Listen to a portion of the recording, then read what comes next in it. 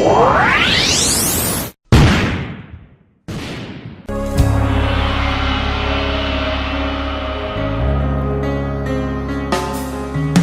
les anges de sa sainteté, l'univers crie sa majesté. Chantons gloire et puissance, force et louange à l'agneau immolé, à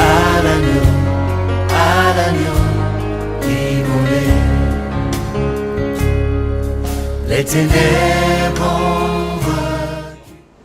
Bonjour, bonsoir, bien-aimés, tout dépend de l'heure à laquelle vous nous suivrez. Bienvenue au magazine Croissance Spirituelle, produit par Gospel Life. C'est le prophète Franck Nazi, pasteur titulaire de l'église Enlightenment House, qui veut dire en français Maison de l'éclaircissement. Que Dieu vous bénisse abondamment de partout où vous nous suivez.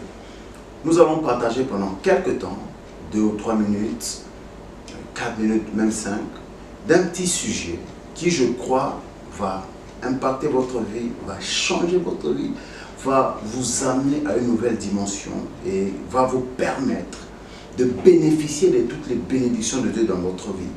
Mon petit thème d'aujourd'hui, ou le thème de cette série d'enseignements, c'est comment reconnaître et discerner, même bénéficier du temps ou de la visitation de Dieu.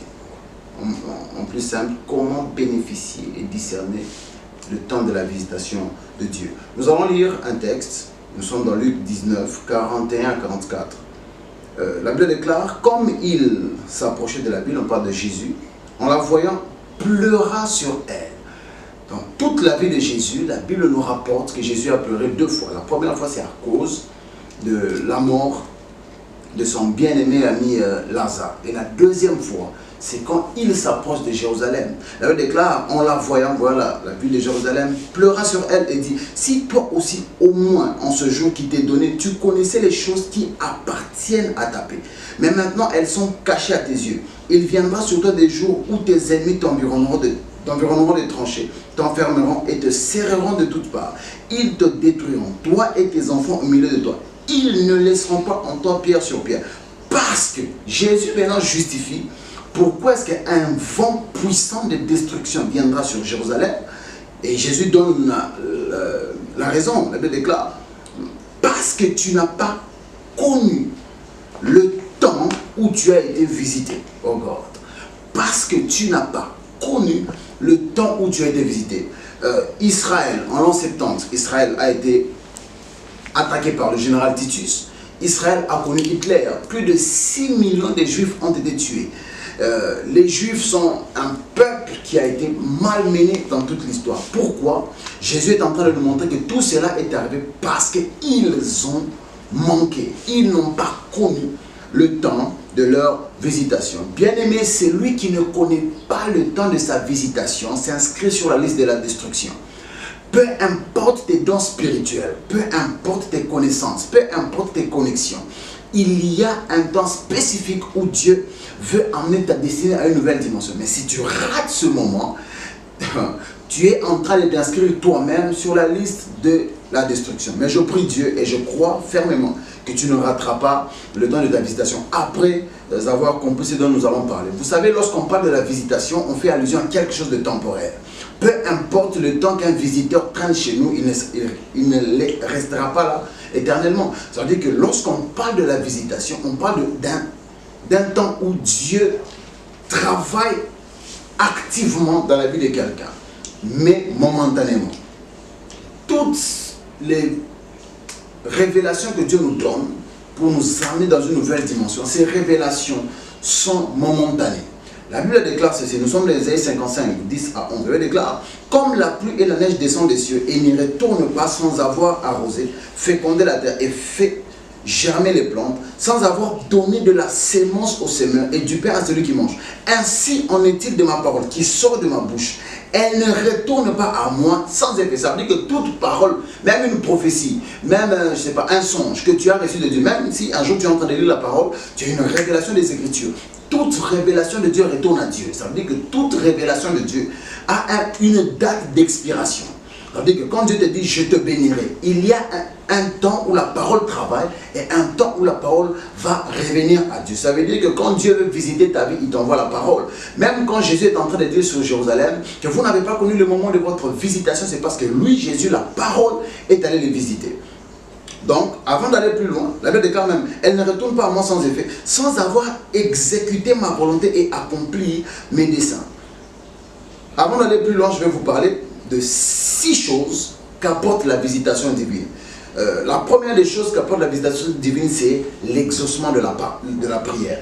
La Bible déclare dans 1 Samuel 2, 21, la Bible déclare, lorsque l'Éternel eut visité Anne, elle devait enceinte. Chaque fois, elle priait. Elle allait au temple, elle rentrait. Mais Dieu ne la visitait pas. Mais ce jour-là, Dieu visita Anne et elle devait enceinte. Je prie Dieu, toi qui me suis, maman, ma soeur, madame, vous avez prié pour que Dieu vous donne des enfants, mais les enfants ne sont pas encore là. Mais je prie Dieu que l'onction qui est sur moi pendant ce moment, que Dieu te visite et que Dieu te donne des enfants au nom de Jésus de Nazareth. Elle déclare, elle enfanta 3 fils. Elle était enceinte, elle enfanta 3 fils et 2 filles. Et le jeune Samuel grandissait auprès de l'Éternel. Deuxième des choses, la visitation de Dieu brise l'affliction. Exode 4, 31, la Bible déclare, Aaron rapporta toutes les paroles que l'Éternel avait dites à Moïse, et il exécuta les signes aux yeux du peuple. Et le peuple crut. Ils apprirent que l'Éternel avait visité les enfants d'Israël, qu'il avait vu leur souffrance ou qu'il avait vu leur affliction. Et ils s'inclinèrent et se prosternèrent. Quand Dieu visite une famille, quand Dieu visite un peuple, quand Dieu visite une personne, Dieu vient briser l'affliction. Quand ils ont su que Dieu les a visités, ils ont directement adoré Dieu. Pourquoi? Parce qu'ils savaient qu'après la visitation, l'affliction se transforme en célébration. Dieu entre dans la vie de quelqu'un et amène la célébration. C'est ce qui va se passer dans ta vie au nom de Jésus. Troisième des choses, la visitation de Dieu brise la saison de la famine.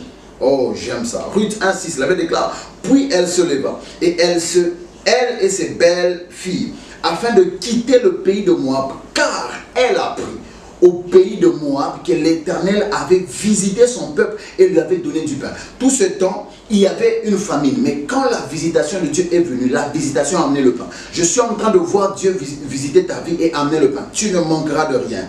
Au nom de Jésus de Nazareth. 4. La visitation de Dieu apporte la restauration de l'héritage. Jérémie 29, 10, la version Martin. La Bible déclare, car ainsi a dit l'Éternel, lorsque les 70 ans seront accomplis à Babylone, je vous visiterai. Je mettrai en exécution ma bonne parole sur vous pour vous faire retourner en ce lieu-ci. Quel lieu? Le lieu que Dieu avait promis à leur père, Abraham, Isaac et Jacob. C'était leur héritage. Mais à cause de leur péché, ils avaient perdu leur héritage. Mais Dieu, par sa visitation, allait les ramener dans leur terre d'héritage. Je ne sais pas ce qui s'est passé dans ta vie. Peut-être que tu as perdu quelque chose. Tu as perdu un don spirituel à cause du péché. Tu as perdu des temps de ta vie à cause de quelqu'un qui t'a fait passer ton temps. Tu es allé loin de ton héritage. Mais je prie Dieu que Dieu te visite et qu'il te ramène dans ton héritage. Que ce que le péché avait détruit dans ta vie, que l'œuvre de Jésus, que le sang de l'agneau fasse à ce que Dieu te visite et te restaure dans ton héritage. Cela sera ta part dans le plus puissant nom, le nom suprême de Jésus-Christ de Nazareth. 5. La visitation de Dieu apporte le salut et la miséricorde de Dieu. Luc 1, 68 et 78. La Bible déclare, béni soit le Seigneur, le Dieu d'Israël, de ce qu'il a visité et racheté son peuple. Verset 78, la Bible déclare, grâce aux entrailles de la miséricorde de notre Dieu, en vertu de laquelle le soleil levant nous a visités d'en haut. Quand Dieu a visité le peuple, nous les humains, d'en haut, nous avons été sauvés. Pourquoi? Parce que la visitation de Dieu apporte le salut et la miséricorde. La venue de Christ sur la terre est la plus puissante visitation de Dieu pour l'humanité. la chose la plus forte de l'humanité, ce n'est pas que l'homme ait marché sur la lune. La plus puissante visitation du monde, c'est que Dieu ait marché sur la terre. Et quand Dieu marche sur la terre, il amène le salut en Jésus-Christ, la guérison, la bonne santé et toutes les bénédictions que la croix nous accorde. Je prie Dieu, si tu es là, tu n'as pas encore donné ta vie à Christ, tu es en danger. Pourquoi? Parce que la visitation de Dieu est toujours présente jusque-là. Mais il y a un temps où le temps de la visitation va passer. Il est temps de donner ta vie à Christ et je crois que le Seigneur va te faire du bien. La sixième chose qu'apporte la visitation de Dieu, c'est que la visitation de Dieu apporte la prospérité et l'abondance. Psaume 65, 10, la Bible déclare: tu visites la terre et tu lui donnes l'abondance. God, j'aime ça. Tu la combles de richesses. Le ruisseau de Dieu est plein d'eau. Tu prépares le blé quand tu la fertilises ainsi. Lorsque Dieu, comme je l'ai dit, la visitation ou la venue de Christ est la plus puissante visitation de Dieu pour l'humanité. Le sixième point, c'est que la visitation de Dieu apporte la prospérité et l'abondance. J'aime ça. Psaume 65, le verset 10. La Bible déclare: tu visites la terre et tu lui donnes l'abondance. Waouh! Tu la combles de richesses. Le ruisseau de Dieu est plein d'eau. Tu prépares le blé quand tu la fertilises ainsi. Oh God. Vous savez, la prospérité est un droit d'alliance parce que nous sommes, dans la nouvelle alliance, nous sommes la descendance d'Abraham. Et dans la descendance d'Abraham, il y a la bénédiction d'Abraham. La Bible déclare que Christ nous a rachetés de la malédiction, devenant malédiction pour nous, car il est écrit: maudit soit quiconque est pendu au bois, afin que la bénédiction d'Abraham ait pour les païens, nous, son accomplissement en Christ, et que nous reçuions par la foi l'Esprit qui avait été promis. Galates 3, 13, vous descendez. La Bible déclare même que Christ est devenu, s'est fait pauvre, de riche qu'il était, afin que nous soyons enrichis. Ce que j'aime avec Dieu, c'est que quand Dieu te visite, Dieu amène l'abondance. Bien-aimé, je ne connais pas ta situation financière. Je ne connais pas comment est-ce que tu vis, mais je crois en Dieu pour ta vie. Je crois en Dieu pour ta vie financière. Je crois en Dieu pour une percée surnaturelle des affaires. Je crois en Dieu pour un travail plus rémunérateur. Et cela va se passer ainsi dans ta vie au nom de Jésus. Que Dieu te bénisse, toi qui m'as suivi.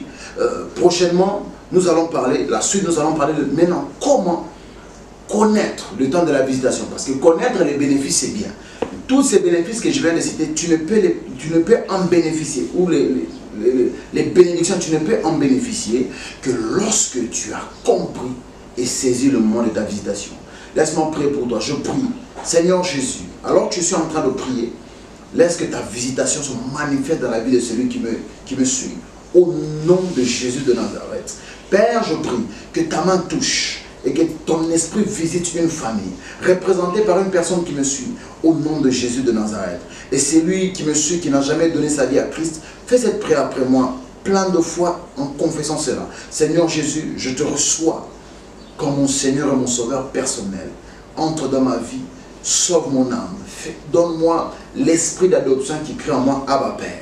Je crois que tu es mort pour mes péchés et que tu es ressuscité pour ma justification. Au nom de Jésus, j'ai ainsi prié. Amen. Que Dieu vous bénisse abondamment. God bless you.